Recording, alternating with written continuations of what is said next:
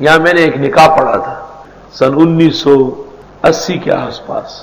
جمعے کی نماز کے بعد ایک معتبر آدمی, چہرے پہ داڑھی, اور وہ آیا, اس نے کہا کہ میرا نکاح ہے, اور آپ اور مزمل بھائی اور جن کو آپ چاہے ان کو لے آئے.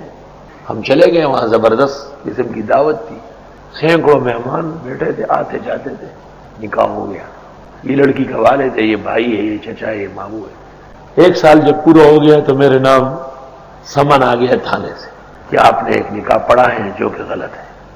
آپ آ کے جواب دیں. لمبا قصہ ہے. جو سول کورٹس تھے, ججز اور مجسٹریٹ تھے, وہ تھک گئے, نکاح ٹوٹا نہیں, اور نہ وہ مجھے منوا سکے کہ کوئی غلطی تو تھی نہیں, سوال ہی پیدا نہیں سکتے. جنرل ضیاء الحق صاحب نیشنل اسٹیڈیم کے افتتاح کے لیے آئے. وہ نوجوان لڑکی اس کی گاڑی کے سامنے کھڑی ہوئی کہ ایک قاضی نے میرے ساتھ ظلم کیا ہے اور ایک بڈھے کے ساتھ میرے نکاح پڑھوایا ہے, اور آپ کی حکومت میں میرے ساتھ انصاف نہیں ہے, میری زندگی تباہ ہو رہی ہے. جنرل صاحب نے پیچھے مڑ کے گورنر کو دیکھا کہ آپ کے صوبے میں کیا ہوگا. چیف سیکرٹری, ہوم سیکرٹری, آئی جی, اور سارے کے سارے دوڑتے دوڑتے یہاں آ گئے. آپ نے نکاح پڑھا ہے؟ میں نے کہا نکاح پڑھا ہے, زنا نہیں کرایا ہے. نکاح پڑھا ہے. یہ کہ نکاح صحیح نہیں. میں نے کہا نکاح میں لڑکی کا والد وکیل ہے, لڑکی کے ماموں اور چچا گواہ ہے. ایسا نکاح تو دنیا میں کہیں دیکھا ہی نہیں میں نے. اور نکاح میں ہزاروں مہمان موجود تھے. لڑکی کی عمر کم ہے. میں نے کہا یہ ذمہ داری ماں باپ کی ہے, کم عمر لڑکی کا نکاح ہو سکتا ہے. حیران ہو گئے کہ یہ مولوی تو بہت طرح کا ہے. آپ کو پتا ہے کیس کتنا اسٹرانگ ہے؟ میں نے کہا آپ کو پتا ہے کہ یہ نکاح کتنا اسٹرانگ ہے؟ اگلے دن مجھے مارشل لا عدالت میں طلب کی. 3-4 میجر بیٹھے ہوئے ہیں اور بڑے گھور گھور کے مجھے دیکھ رہے ہیں, اور کچھ سوالات کیے, میں نے جوابات دیے کہ اچھا آج چلو پھر آؤ گے یہ وہ. اب مہینے میں 2-4 پیشیاں لگتی, اور میں جب بھی پیشی پہ جاتا تو بہت پہلے سے پریشان ہو جاتا کہ میں نے صحیح سلامت نکاح پڑھا ہے, ہاں میں عذاب میں مبتلا ہو گیا. اب سن لے ذرا استقامت کیا چیز ہے. میرے والد صاحب تھے, یہ پرانے لوگ سب جانتے ہیں, وہ الف سے با پڑے ہوئے نہیں تھے, لیکن استقامت کے پہاڑ تھے. یہ وضو خانے سے آگے چارپائی ڈال کے اس میں لیٹے رہتے. مجھ سے کہا ادھر آپ بات سن, ان نکاح میں کتنے پیسے لیے, رشوت لی؟ میں نے کہا 1 پائی بھی نہیں لی. کہا کیوں غلط نکاح پڑھتے ہو؟ میں نے کہا بالکل صحیح نکاح ہے. کہنے لگے آپ کا ایمان ہے کہ یہ صحیح ہے؟ میں نے کہا پھر کیوں غمگین ہو رہے ہیں؟ جب حق پر ہو اور پریشانی آئی تو کیوں پریشان ہو رہا ہے؟ یہ کوئی ایمان ہے؟ یہ علم ہے؟ میں نے دل میں سوچا خدا ہے, قاعدہ نورانی اور بغدادی ہے تو اس نے پڑھا نہیں ہے, اور ایمان کتنا مضبوط ہے کہ جب آپ جانتے ہیں کہ حق قابو ہے تو قائم رہو, مضبوط رہو, تکلیف خدا کی طرف سے آئے گی. پریشان کیوں ہوتے ہیں؟ اس دن ذرا مجھے مضبوطی آئی بہت زیادہ. لینا زمانہ تھا, تھوڑی عمر تھی, تجربہ کم تھا نا. میں نے دل میں سوچا کہ یا اللہ, ایمان آپ کہتے کس کو ہے؟ اتنی نمازوں سے, درسوں سے, امامتوں سے, خطابتوں سے, نظام تعلیم پڑھنے سے بھی وہ بات نہیں جو اس ایک شخص میں ہے. میں نے کہا واقعی ایمان تو ایسا ہونا چاہیے. تو وہ لڑکے والے غریب وہ حق پر تھے, وہ گاڑی لے آتے تھے, میں اس گاڑی میں نہیں بیٹھتا تھا. میں نے کہا وہاں میں بیان دیتا ہوں کہ میں نے ان سے کچھ نہیں لیا, میں تمہاری گاڑی میں بھی نہیں جاؤں گا. تو یہاں پر ٹیکسی اور رکشے نہیں آتے تھے, بہت حالات خراب تھے. وجہ یہ کہ لوگ سب گاڑیوں والے, رکشے والا اگر آتا ہے تو ڈبل کرایہ لیتا آدمی سے کہ واپسی پر سواری نہیں ملتی. تو میرے سامنے موڑ پہ جا رہا تھا, بلکہ G3 کے اسٹاپ پہ, تاکہ منی گاڑی میں بیٹھ کے وہاں جاؤں. وہ ہوم ڈپو جو ہے نا, ہائی کورٹ ہال جو ہے, ہائی کورٹ بلڈنگ, اس میں D M L A Karachi بیٹھتا تھا, اور سارے ایس ایم ایل اے سارے جمع. ہمارے اس محلے کا ایک نوجوان تھا, اصل تو ان کا پشاور سے تھا, ارمڑ ایک جگہ ہے وہاں کے باشندے تھے, اور نوجوان کا نام تھا خالد محمود, اور وہ فوج میں کیپٹن تھا, چھوٹا, لیکن اس کے بڑے جو تھے وہ اونچے افسران تھے, معیار پہ, تایا اور ماموں اور سسر اور سارے, لمبا چھوڑا, گورا چٹا, بڑا سیدھا, اتنے بڑے بڑے ہاتھ. نمازوں میں آتا تھا, السلام علیکم مولانا صاحب, خیر ہے. وہ روڈ پر موٹر سائیکل پر مجھے ملا, کہاں جا رہا ہے؟ میں نے کام ہے. آپ بتائیں تو صحیح کہاں جا رہے ہیں آپ؟ میں نے کہا کہ ایک جگہ کام ہے. نہیں کہا آپ مجھے بتائیں تو صحیح کہ کس کام سے؟ ڈون جا رہا ہے, چھوڑا تھا. میں نے کہا نہیں, مارشل لا عدالت میں پیشی ہے. کہا آپ کی پیشی ہے؟ میں نے کہا 2 منٹ ٹھہرے, میں بھی آتا ہوں.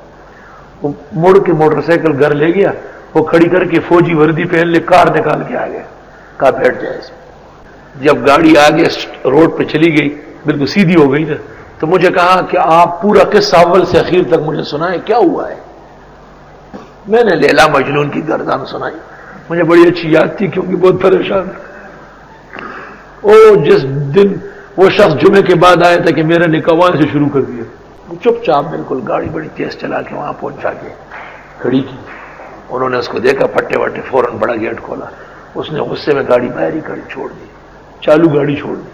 سیڑھیوں پہ چڑھ گئے، مجھے کہا آئے، مجھے باہر بٹھایا، اور وہ جو D M L A office تھا اس گیٹ کو جوتے سے لات سے مار کے، تو سب گھبرا گئے کہ کیا ہو رہا ہے۔ وہ کھل گیا، اندر چلا گیا اور دروازے یوں زور سے مار کے بند کیا۔ پتہ نہیں اندر کیا ہو رہا تھا، شور کی آواز آ رہی تھی۔ جب وہ باہر نکلا تو اس کا گریبان پھٹا ہوا تھا، آستین بھی چڑھے ہوئے تھے، اور میرے پاس گزرتے ہوئے مجھے کہا کہ حضرت جو تکلیف بھی ہے بس آج کے دن کی ہے۔ اس کے بعد وہ چلا گیا، میں بیٹھا رہا۔ کچھ دیر بعد گھنٹی بجی، میں اندر چلا گیا تو ڈی ایم ایل اے اس طرح بیٹھے، ریاض الرحمان ایسے ملے یوں کر کے بیٹھے، میجر اعظمی، میجر مشتاق، کرنل عرفانی، سارے جگہ جگہ بیٹھے ہوئے جیسے کسی کی پٹائی ہوئی ہو۔ کرنل عرفانی میری طرف دیکھ کے کہا حضرت یہ خالد محمود کو تو سنبھالے، کیسی بے عزتی کی ہمارے، کیا ہم کافر ہیں، ہم علماء کی قدر نہیں جانتے؟ وہ ایسا ہمیں پلید کیا، ایسا خراب کیا ہمیں اس نے، ہم کیا کریں؟ وہ فریق تنگ کر رہا ہے، جنرل ضیاء کو براہ راست کہا ہے، وہ ہمیں کہتے ہیں دوبارہ ہیئرنگ کرو، دوبارہ کرو۔ خیر جی، مجھے کہا کہ آج جو آپ بیان دیں گے جنرل صاحب خود سن رہے براہ راست بیٹھے ہوئے لوگ، ٹیلی فون کان پہ رکھ کے میں نے جو بیان دینا تھا وہ بیان دے دیا۔ درمیان میں مجھے 1 منٹ کے لیے بند کر کے روک لیا کہ جنرل ضیاء الحق صاحب سنیں۔ میں نے کہا جنرل ضیاء الحق کا باپ سنیں، مسئلہ نکاح کا ایک ہی ہے، دوسرا نہیں۔ میں نے اس بیان میں یہ بھی کہا کہ جنرل صاحب کو چاہیے کہ اپنے فوجی افسر کو آرڈر دے کہ اس دولہے کو قتل کر لے، جیسے کہ بہت سارے ناحق قتل آپ کراتے ہیں، تو لڑکی فارغ ہو جائے گی، پھر جس میجر اور کرنیل کو دینی ہے دے دے۔ یہ محمد الرسول اللہ صلی اللہ علیہ وسلم کی شریعت کے ہوتے ہوئے جو نکاح پڑا گیا، جب تک یہ لڑکا نہیں چھوڑے گا یہ نہیں چھوٹے گی، نکاح 100% صحیح ہوا۔ بڑے واقعات درمیان میں، تفصیلات، رجسٹر، قاضی، عدالت، یہ وہ سب آ چکے ہیں۔ وہاں سے انہوں نے پتہ نہیں کیا کہا، مجھے کہا بس ہو گیا۔ 15-20 منٹ کا بیان تھا۔ میں جب روانہ ہو گیا تقریباً 1 یا 1:10 بج رہا ہوگا، صبح 10 بجے کا گیا ہوا، تو ایک آدمی پیچھے سے آیا کہ کرنل عرفانی یاد کر رہا ہے آپ۔ میں نے کہا خدایا پھر کوئی مصیبت ہوگی۔ اس نے مجھے کہا کہ 1 تو بج گیا، کہاں جا رہا ہے؟ آج آپ نماز یہاں پڑھ لیں۔ میں نے کہا میں اپنے یہاں پہنچ جاؤں گا۔ کہ نہیں، ایک نماز یہاں بھی پڑھ لینا۔ میں چلا گیا، میرا وضو تھا لیکن قصدن طہارت خانے میں چلا گیا اور آدھا گھنٹہ بیٹھا تاکہ یہ لوگ اپنی نماز پڑھ لیں۔ مجھے پتہ تھا کہ مجھ سے پڑھوانا چاہتے ہیں۔ جب میں باہر آیا، مسجد پوری بھری ہوئی ہے، اسمبلی ہال کی، امام صاحب کو باندھا ہوا ہے کہ خبردار، ایک مولوی آیا ہے وہ پڑھائے گا۔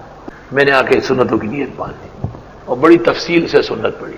جب میں فارغ ہو گیا، کرنل عرفانی مجھے کہہ رہا ہے 20 منٹ ہو گئے لیکن آدھا گھنٹہ اور بھی گزر جائے، امامت آپ نے کرنی ہے، جلدی کرو، آپ بھی چھوٹیں گے ہم بھی۔ میں آگے ہو گیا، نماز پڑھائی۔ نماز پڑھانے کے بعد مجھے ہاتھ سے پکڑا، کہتے ہیں بہت ستایا ہے آپ کو، بہت تکلیفیں پہنچائی، آج 1 کپ چائے تو یہاں پی کے جائے کہ ہم کوئی معافی تو مانگے۔ میں چلا گیا، بریگیڈیئر ریاض الرحمان بھی آیا، ڈی ایم ایل اے صوبہ Sindh, S M L A بھی آیا، سارے میجر آئے، بیٹھ گئے، دروازہ بند کیا۔ مجھے کہتے ہیں مولانا صاحب آپ کو تکلیف تو پہنچی ہے، ہم معافی مانگتے ہیں، ہم تو مجبور ہیں، اوپر سے احکامات ہیں، لیکن آپ کو کچھ پتہ ہے کہ آپ کی وجہ سے اسلام کی عزت کتنی بڑھ گئی ہے؟ اف، ایسا مضبوط نکاح ہوتا ہے کہ وہ ٹوٹتے ہی نہیں۔ سارا صوبہ سندھ کے گورنر، سارے افسران، سارا ماشاء اللہ، ساری فوج، سارے ججز، سارے کورٹس ایک طرف اور آپ دوسری طرف، اور نکاح وہی کا وہی رہا۔ خدا کی قسم ہماری خواہش ہے کہ ہم سب کا نکاح دوبارہ پڑھ لیں۔ جس کسی نے بھی پڑھایا اتنا مضبوط نہیں پڑھایا جیسے مضبوط آپ نے پڑھایا۔ میں نے کہا کہ یہ تو شریعت کا حکم ہے کہ نکاح طریقے سے منعقد ہوتا ہے اور طریقے سے ہی ختم ہوتا ہے، اس کے خلاف کوئی کرے گا تو کچھ بھی نہیں ہوگا۔ تو کہتے ہیں ہم پہلے دن سے سمجھ گئے تھے کہ یہ جھوٹے ہیں، ناحق آپ کو پریشان کیا۔ آج ہم نے سب نے تہ دل سے آپ سے معافی مانگنی، پیر پکڑنے، ہاتھ جوڑنے۔ آئندہ ہم ریزائن کر دیں گے لیکن آپ کو نہیں بلائیں گے، اگر جنرل ضیاء صاحب کا حکم بھی آئے ہم آج پوری معافی مانگتے ہیں اس کہ ہم نہیں کر سکتے، اس میں کوئی گنجائش نہیں۔ السلام علیکم جی دوستو، آپ نے دیکھا اور سنا شیخ مفتی ظہور خان رحمۃ اللہ علیہ کو کہ شیخ مفتی ظہور خان رحمۃ اللہ علیہ کیا بیان فرما رہے تھے۔